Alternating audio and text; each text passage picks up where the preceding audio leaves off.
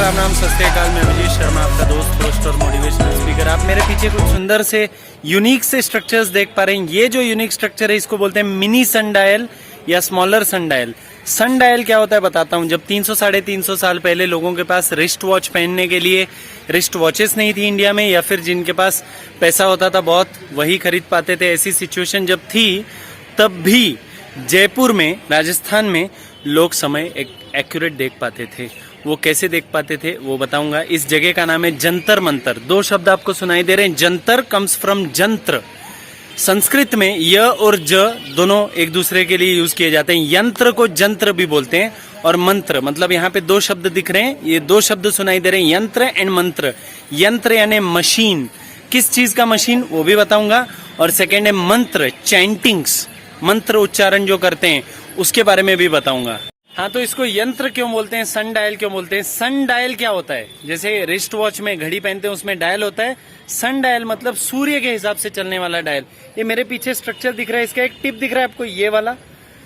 सूर्य अगर मेरे सामने हो तो इसकी, इस चीज की, स्ट्रक्चर की शैडो पीछे पड़ेगी, पीछे गिरेगी, बराबर। और अगर सूर्य पीछे हो, 12 बजे के पहले, दोपहर में 12 बजे के पहले सूर्य उस तरफ होता है तो शैडो इधर गिरती है।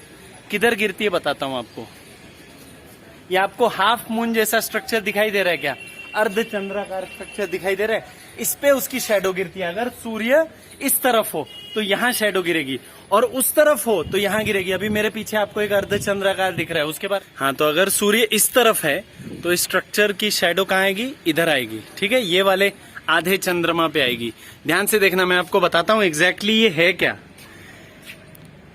यहाँ आपको फिगर कुछ नहीं दिख रहा है, यहाँ पे मीन्स 0, यहाँ 1 दिख रहा है, 1 हिंदी में 1।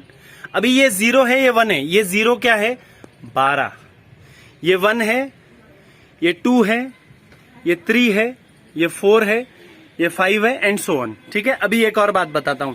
ये 2 दिख रहा है आपको, ये 3 दिख रहा है, ये 3, ये 2 और 3 के बीच में आपको 1 2 3 स्पेसेस दिख रहे हैं, पर लाइंस 3 दिख रही हैं, पर स्पेसेस देखो 1 2 3 4, 15-15 मिनट के 4 स्पेसेस हैं। मतलब अगर लाइन यहां पे आए, 2 और 3 के एग्जैक्ट बीच में अगर शैडो आए, किसकी, ये वाली जो पीक है ना, इसकी शैडो अगर यहां पे आए, ध्यान से देखिएगा, अगर यहां पे शैडो आती है इसका क्या मतलब है, इस लाइन पे ऐसे शैडो अगर दिखाई देती है मतलब 230 हुआ है।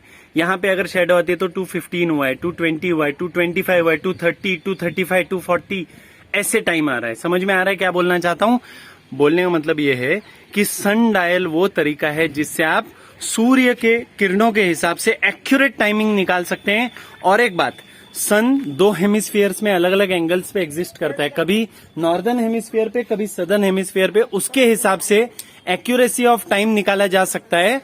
और यहाँ पे आपको एक और चीज दिखाता हूँ, correct calculation of time with small sun dial. यहाँ पे डेट दिख रही है आपको 1 अगस्त 2021, difference of the time 33 minutes.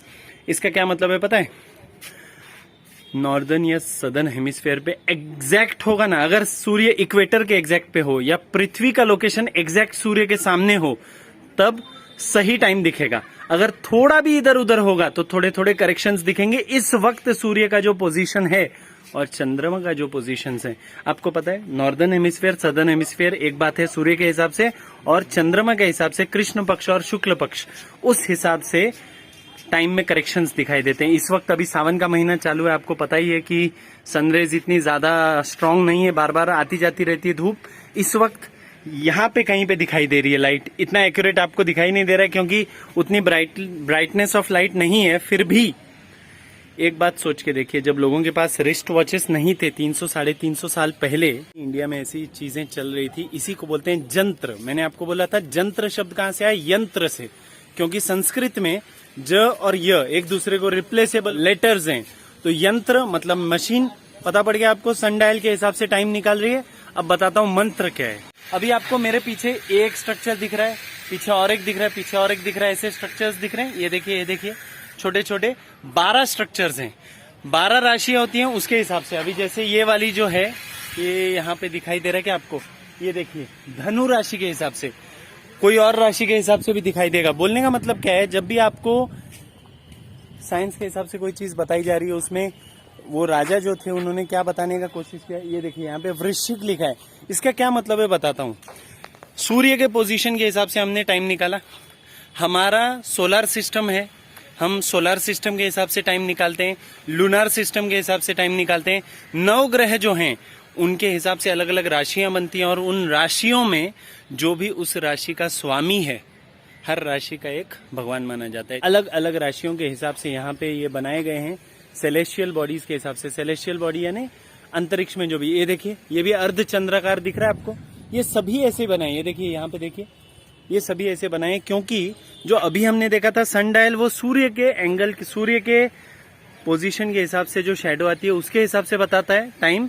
और ये सब लोग उस पर्टिकुलर ग्रह के हिसाब से बताते हैं। सूर्य की लाइट जब किसी एंगल पे यहाँ पे गिर रही है, उसके हिसाब से पता पड़ता है कि वो ग्रह, मतलब जैसे शनि ग्रह, मंगल ग्रह, बुध ग्रह या सूर्य या चंद्रमा, ये किस पोजीशन पे हैं, किस राशि में, और उसके हिसाब से पता पड़ता है कि कौन सी पूजा करवानी चाहिए या कौन से कर्म करने चाहिए। कुछ लोग इसको अंधविश्वास मानते हैं, मैं इसको विश्वास मानता हूं।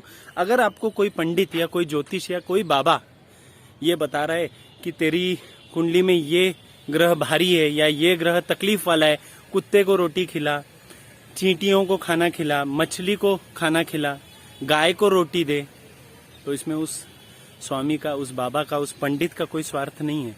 उल्टा इस वजह से हमारे थ्रू कुछ अच्छा काम होने जा रहा है, तो कोई बुरी बात नहीं है। ये हमारी संस्कृति है। बस इसको धर्म से जोड़ के हर इंसान को ये बताया गया कि तेरी राशि में ये प्रॉब्लम है, तू पक्षियों को खाना खिला। इसके पीछे का उद्देश्य क्या था पता है, कि अगर मेरे राशि में कोई प्रॉब्लम है, मेरे को किसी बाबा ने बताया कि जा पक्षियों को दाना डाल, पक्षियों को गेहूं खिला, बाजरा खिला, ज्वार खिला, उससे होगा क्या, उन पक्षियों को खाने को मिलेगा जो भूखे मर रहे हैं मेरे थ्रू, तो मेरे कर्म अच्छे हुए। ये उद्देश्य नहीं है कि ये अंधविश्वास है, ये पत्थर नहीं पहना तो वो हो जाएगा, वो नहीं पहना तो ये हो जाएगा। सिर्फ वो नहीं, मेरा ये मानना है कि कर्म 99%, नसीब 1%। तो क्या किसी पक्षी को, किसी बेजुबान जानवर को अनाज देना, खाना देना, पानी देना, उसकी भूख मिटाना कर्म नहीं है? सोचो।